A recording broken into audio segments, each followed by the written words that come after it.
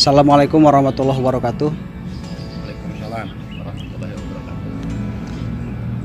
Alhamdulillah, saya Julpan Firdaus dari mahasiswa dari Unigal, asal saya dari Tasik. Alhamdulillah saya berkesempatan pada sore hari ini bisa datang ke situs Jambansari ya Kang? Iya, Ya. Jambansari.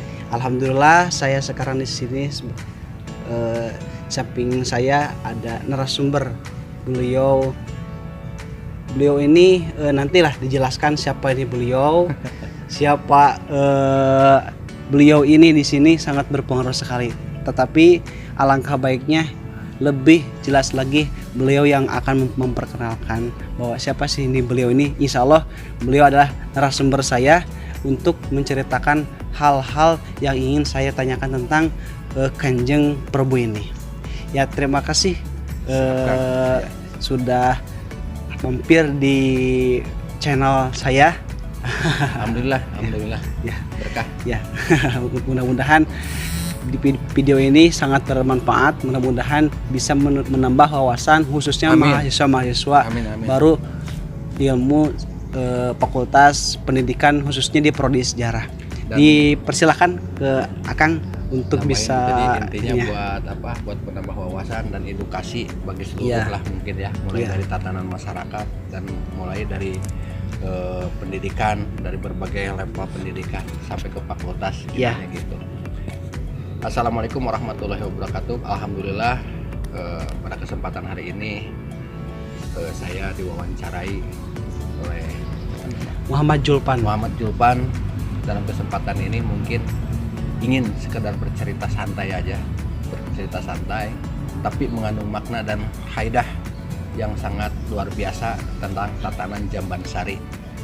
Ya, kita kebetulan sedang duduk di latar di mana kita masuk ke dalam areal komplek Jambansari, situs Jambansari, dan kita ini ada di areal komplek pemakaman Jambansari. Itu di pasnya di belakang saya ini yang ada gapura. Ini sebelah sananya itu tempat persemayaman terakhir beliau yang sangat diagungkan mungkin ya bagi masyarakat Kabupaten Ciamis. Dan di sisi lain mungkin kita juga merasa bangga ada sosok rider ataupun sosok seorang pemimpin yang bisa dalam artian memberikan berbagai banyak kepentingan untuk khalayak luas, khususnya tatanan di pemerintah Kabupaten Galuh itu sendiri, bahkan di Kabupaten Ciamis ini sendiri. Dan beliau itu Raden Adipati Arya Kusuma Diningrat. Ya. Nah, beliau adalah secara biografinya, beliau ini adalah salah satu keturunan mungkin kan dari sekian banyak bersaudara, yaitu keturunan dari Raden Adikusuma dengan Ibu Gilang Kencana. Gitu. Dan beliau pun memang kesananya itu ada kakeknya juga yang namanya Tumenggung Wiradikusuma. Cuman kesempatan hari ini kita berbicara tentang bagaimana beliau itu memusatkan pikiran dan perhatian terhadap rakyat yang ada di Kabupaten Galuh Ciamis. Mungkin ada yang mau ditanyakan apa? Silakan. Yang pertama ingin lebih tahu mendalam tentang bagaimana biografi beliau dari awal beliau dijadikan bupati sampai beliau pensiun. Banyak kebijakan-kebijakan beliau yang sangat meringankan beban-beban masyarakatnya. Itu yang pertama. Yang kedua, bagaimana kita sebagai masyarakat, khususnya masyarakat sekarang, akan hadirnya atau rasa kemanfaatannya kebijakan beliau sampai sekarang juga bisa dimanfaatkan. Ya, oke. Pertama-tama mungkin kita berbicara tentang biografi ya. Iya. Tadi saya sudah ulas sedikit bahwa biografi beliau itu adalah turunan dari Galuh. Ya. Tepatnya dari Eyang Prabu Prabu Haukoneng yang ada pusatnya di daerah Kuningan, tapi selalu dibawa dengan komplek areal Karangkamulian, bahwa keturunan Karangkamulian itu adalah keturunan Prabu Haur Kuning. Nah di sana itu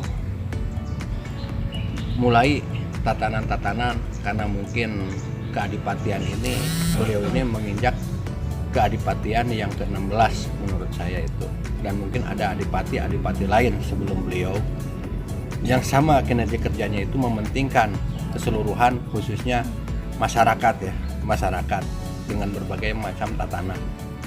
Tapi yang berhasil di dalam tatanan-tatanan itu muncullah yang namanya Raden Adipati Arya Kusuma Diningrat, karena RA ini gelar di mana beliau itu dilulukan, di mana beliau itu disambut dengan kebahagiaan, kesenangan oleh masyarakat Tatar Galuh, karena mungkin kesenangan masyarakat ada julukan yang diberikan kepada beliau itu, sehingga muncul kata, bukan kata Prabu tapi Prabu.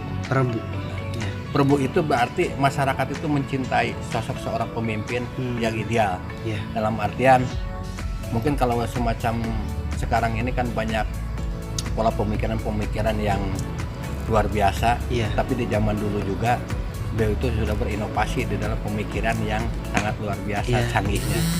Contohnya beliau menyelamatkan karena ada kasih sayang, seperti dulu zaman Belanda ada yang namanya tanam paksa atau dibilang kurtusel. Nah di situ beliau bagaimana caranya supaya tidak memberikan, dalam artian bukan tidak memberikan, memberi sesuatu hal yang bisa dalam artian meringankan beban mereka di dalam tanam paksa tadi. Makanya dia membangun pemikiran-pemikiran yang sehingga tidak membuat sebuah keraguan terhadap masyarakat yang memang waktu itu tindakannya seperti itu, sehingga mereka itu mempunyai keyakinan dan semangat juang yang luar biasa. Itu Kanjeng Prabu. Sehingga terkenalah di Kurtusel itu ada keselarasan tentang sosok seorang adipati dengan sosok penguasa Belanda, dan apa yang dia bicarakan itu sanggup dituruti oleh Belanda. Ini yang luar biasa. Benar. Gitu. Akhirnya mungkin kekerasan itu mulai redup sedikit demi sedikit. Kenapa? Karena yang ditanamkan itu adalah semangat daripada Kurtuselnya tadi. Karena waktu itu zaman Kurtusel di Kabupaten Ciamis ini salah satunya kayak semacam tanaman Manila atau paneli, pala, intinya lada, yang gitu laku kan. di pasaran tanam Di pasaran, gitu ya. kan. Benar-benar. Yang terakhir beliau pun membangun sebuah distrik Wilter kan, gitu kan. Distrik kelapa terbesar, gitu kan, yang terkenal di Asia Tenggara, khususnya adalah Galuh. Makanya kelapa di Galuh ini adalah kelapa yang memang sangat diminati oleh Asia. Seperti contoh hal, kita di sini ada mungkin beberapa sejarah kenapa beliau itu memunculkan tanaman kelapa. Karena secara pribadi kelapa ini banyak filosofinya. Yang dia kerjakan itu bagaimana kelapa ini kita tanam dengan penuh kasih sayang, sehingga pohon kelapa ini bisa jadi besar dan akan memberikan kenikmatan buahnya tersendiri itu terhadap kita. Ini juga bahan kajian ya secara tauhid. Filosofi itu memang beliau tanamkan, bukan hanya ditanamkan di masyarakat aja, tapi di tradisi dan adat budaya pun beliau menanamkan. Contoh halnya seperti ini. Ketika ada orang menikah di Kabupaten itu tuh Ciamis, benar. Kan? Itu yang mau ditanyakan kan?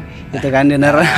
Yang mau menikah harus tanam di halamannya. Itu benar ya? Jadi dari dua belah mempelai ini, mulai dari mempelai laki-laki dan mempelai perempuan, itu selalu membawa kitri sebagai simbol. Kitri itu anak kelapa ya? Anak kelapa, yang kelapa. mana di mana mempelai perempuan dan mempelai lelaki itu tukaran kelapa. Dan nantinya setelah digabung, yang satu kelapa disimpan di mertua, yang satunya kelapa ditanam untuk simbol bahwa dia itu sedang memunculkan tunas baru, yaitu rumah tangga yang baru. Itu filosofinya seperti kirain itu. teh kan kelapa itu manfaatnya banyak. Oh, filosofinya itu orang yang mau menikah seperti kelapa gitu, kenapa? indah gitu. Allah lah, nggak mau diam. Image. Oke. Ya, Ahmad ya. Han? Itu